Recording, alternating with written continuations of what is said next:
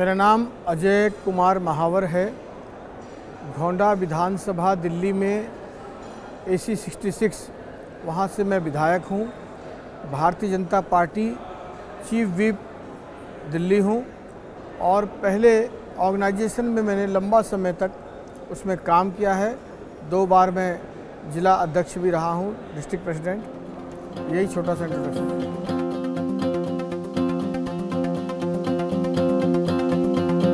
हाँ, लगभग 3.5 से 4 लाख के बीच की आबादी है।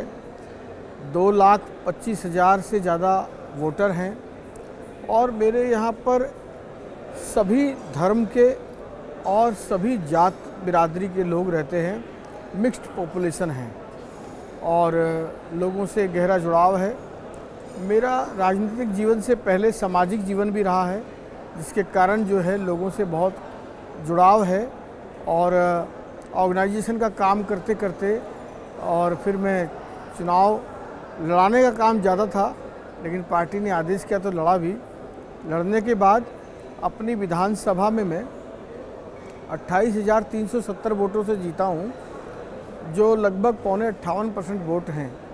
और 200 बूथ जो होते हैं हमारे, उसमें से 169 बूथ भी मैं जीता हूँ। और तब जीता हूँ जब ये एक विपरीत धारा थी, यानी वहाँ पर दूसरी पार्टी की जिनकी सरकार है उनकी एक लहर चल रही थी। तो ये सब हो पाया इसलिए क्योंकि मेरे कार्यकर्ता बहुत अच्छे हैं। वो बहुत ही मुझसे कनेक्ट हैं और बहुत मेहनती हैं। और उन लोगों ने जो हर बूथ पर काम किया है और हर बूथ से प्यार मिला है, इसीलिए इतनी बड़ी जीत हुई है। भाजपा विधायक दल में मेरी सबसे बड़ी जीत रही। और वहाँ पर यमुना जी बहती हैं, तो यमुना जी का किनारा है, तो यमुना माँ के आंचल में रहना और उनकी सेवा करने का मुझे सौभाग्य मिला है। और अभी हम लोग डेवलपमेंट भी वहाँ काफ़ी कर रहे हैं, तो यमुना के तट पर रहना भी मेरा परम सौभाग्य है।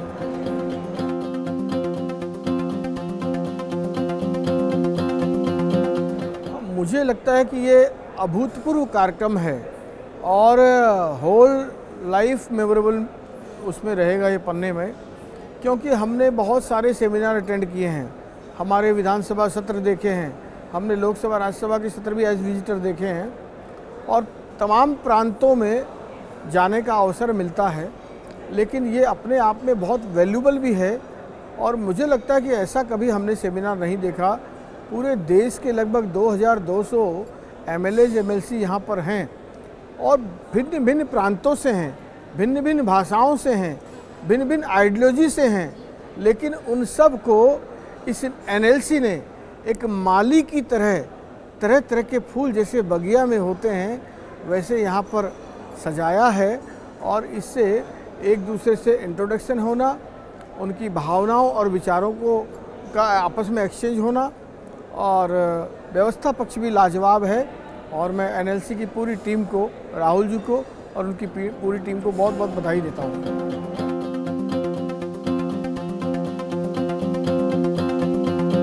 कॉन्स्टिट्यूंसी में नहीं, पर लाइफ में शुरू से बहुत स्ट्रगल रहा। और सन 90 में तो मैं मुंबई भी आया था, 4-6 महीने यहाँ भी स्ट्रगल किया, पर यहाँ मुझे सफलता नहीं मिली, लेकिन दिल्ली में मिली। और बहुत चूँकि फैमिली को भी संभालना था और काम को भी आगे बढ़ाना था, इसके अलावा लोगों की सेवा भी करनी थी, जो मेरी नेचर में है। तो बहुत ज़्यादा चैलेंजेस फेसेस करने तो राजनीति में होते ही हैं, लेकिन मैं हर तरह से अपने आप को फ्लेक्सिबल रखता हूँ और एडजस्टमेंट में रखता हूँ। इसलिए धूप और छाँव में मुझे कोई फ़र्क नहीं पड़ता। जैसे कि मुझे अच्छी अनुकूल और प्रतिकूल परिस्थिति में भी मुझे कोई फ़र्क नहीं पड़ता। मैं समभाव में जीता हूँ, इसलिए ज़्यादा मुझे इसमें दिक्कत महसूस नहीं होती।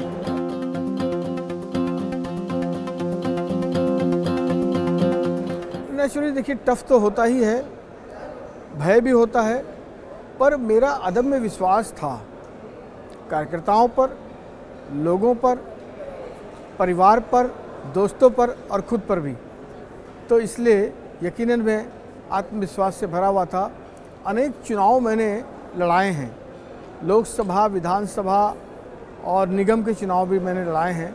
वो अनुभव मेरे साथ मैं कैरी कर रहा था, इसलिए मेरा आत्मविश्वास सदैव दृढ़ रहा।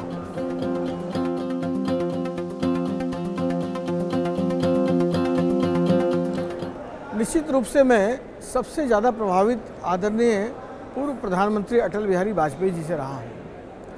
उनकी 51 कविताएं अपने आप में कोई पढ़ ले तो सारा संसार समझ में आ जाएगा।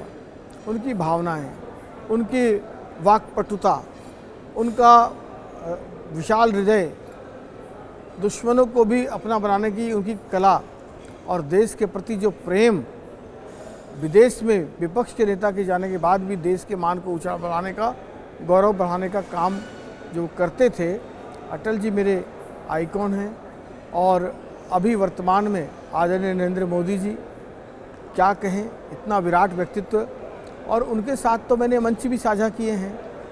मुझे याद है कि पहली बार 2014 में जब वो पीएम कैंडिडेट डिक्लेयर हुए थे पार्टी से, हमने उनकी सभा कराई थी सीलमपुर दिल्ली में, और उन्हें कुछ जानकारियाँ लेनी थी लोकल। तो वो प्रधानमंत्री के कैंडिडेट बन चुके थे, बहुत बड़ा ओरा था, 13 वर्ष मुख्यमंत्री भी रहे गुजरात के। तो हाथ मिलाने के बाद मैं अपनी सीट पर बैठ गया था जा कर के। उन्हें कुछ पूछना था, वो मुझे इशारे से बुला सकते थे। मैं बहुत छोटा था उनसे हर चीज़ में, लेकिन वो खड़े हुए और मेरे पास आए और मुझसे उस लोकल एरिया के बारे में कई सारी बातें पूछी, और पूछने के बाद वो वापस सीट पर बैठ गए। ये एक महान व्यक्तित्व ही कर सकता है। और जिस प्रकार वो माँ भारती के लाडले बेटे की तरह देश का गौरव बढ़ा रहे हैं और देश के मतदाताओं को जो कमिटमेंट किया था भाजपा ने 1951 से अब तक जनसंघ के समय से, उसको पूरा कर रहे हैं, इसलिए वो भी मेरे बहुत बड़े आइकॉन हैं।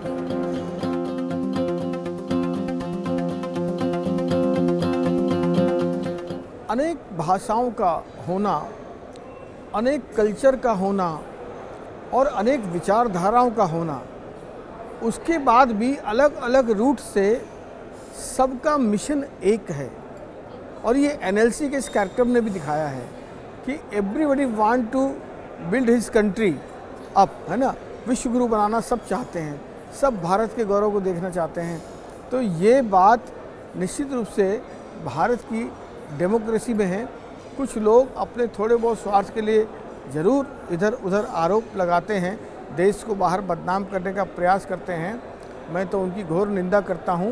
पर मुझे भी मौका मिला है, मैं त्रिपुरा से लेकर कर्नाटक तक, ऊपर हिमाचल से लेकर नीचे तेलंगाना तक, बिहार हो, बंगाल हो, पंजाब हो, हरियाणा हो, मध्य प्रदेश हो, अनेक प्रांतों में मुझे चुनाव में जाने का और चुनाव लड़वाने का अवसर मिला है। तो मुझे लगता है कि ये डेमोक्रेसी की बड़ी खूबसूरती है कि डेमोक्रेसी एक सागर है और भिन्न भिन्न विचारधाराएं एक नदियां हैं जो आकर उस में समा जाती हैं। यही इसकी खूबसूरती है।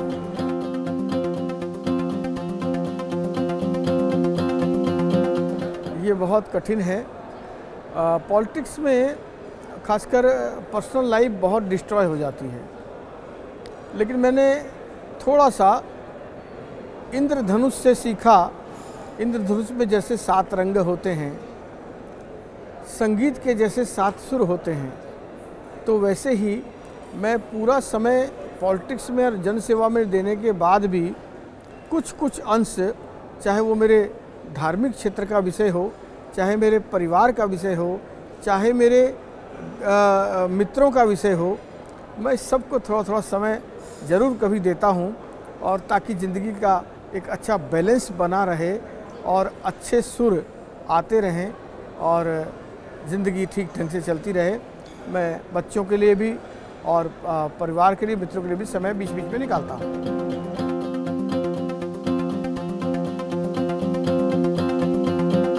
मेरी बिग स्ट्रेंथ है मेरी बहुत डाउन टू अर्थ होना और सुनने की पूरी कैपेसिटी रखना, प्रतिकूल परिस्थितियों में ज़्यादा संयमित होकर और बैलेंस होकर के चलना, ये मेरा स्ट्रेंथ है।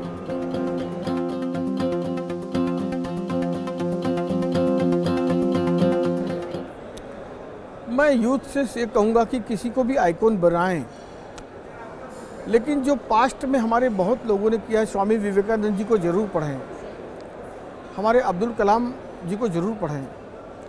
ये सब लोग कुछ न कुछ संसार में देकर गए हैं। जब विवेकानंद जी कहते हैं कि उठो जागो और तब तक मत रुको जब तक लक्ष्य की प्राप्ति ना हो जाए, उनके बहुत सारे कोर्स भी पढ़ेंगे, उसी से भी सीख जाएंगे। जब कलाम साहब कहते हैं कि सपने वो नहीं होते जो नींद में सो के देखे जाते हैं, सपने वो होते हैं जो हमें चैन से सोने नहीं देते हैं। तो ज़रूर आप अपने अधिकारों को तो जानें, लेकिन अपने कर्तव्यों को भी समझें, चाहे वो परिवार के प्रति हो, समाज के प्रति हो या देश के प्रति हो। कंट्री फर्स्ट, सेल्फ लास्ट, ये भावना होनी चाहिए और यही संदेश मैं युवाओं को देना चाहता हूँ।